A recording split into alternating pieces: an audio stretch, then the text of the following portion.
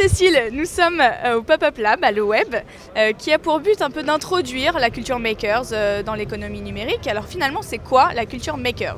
Alors le Web a décidé pour la première fois de créer son Pop-Up Lab et donc a invité Makery, le média qu'on a lancé très récemment, qui est le média de tous les labs, à identifier les meilleurs experts issus des labs indépendants sur les thématiques du Web.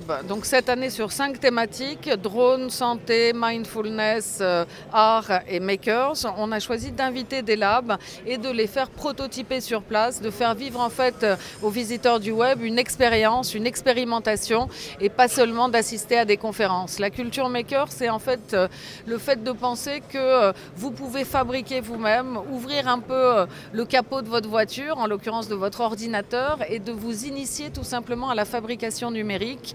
Donc il y a des labs un peu partout dans le monde, il y a des labs un peu sur toutes les thématiques. Et l'idée, c'est de dire qu'aujourd'hui, on a les outils à disposition, des imprimantes 3D, des fraiseuses numériques, voilà tous les outils, on va dire, qui avant étaient inaccessibles aux particuliers, qui nous permettent aujourd'hui d'apprendre la fabrication numérique en totale liberté.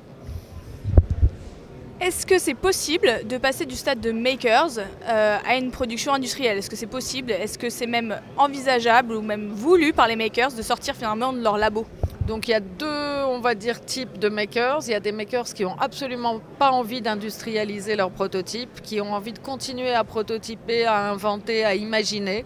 Il y a d'autres makers qui utilisent le crowdfunding pour financer le début de l'industrialisation. Donc le crowdfunding, c'est tout simplement des précommandes à partir d'idées et de prototypes qui ne sont pas encore industrialisés.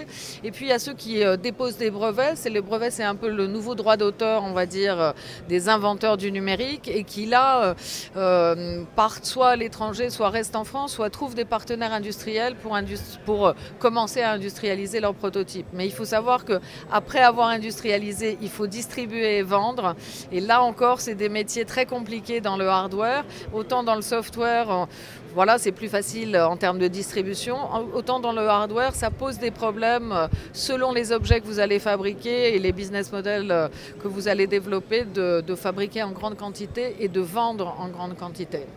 En plénière, tout à l'heure, il a été dit que la Chine, c'était un peu the place to be pour les makers, c'était le nouveau terrain de jeu pour les inventeurs numériques. Est-ce que vous pensez que c'est le cas ? Je dirais que les composants utiles à la fabrication numérique sont certainement moins chers en Chine qu'ils ne le sont en Europe. Par contre, on a en France et en Europe un terreau extraordinaire de makers, de labs, de scientifiques qui vont accompagner la fabrication numérique, et surtout, on va parler le même langage. On ne va pas forcément avoir besoin de protéger ces inventions avant d'essayer d'aller les développer à l'international.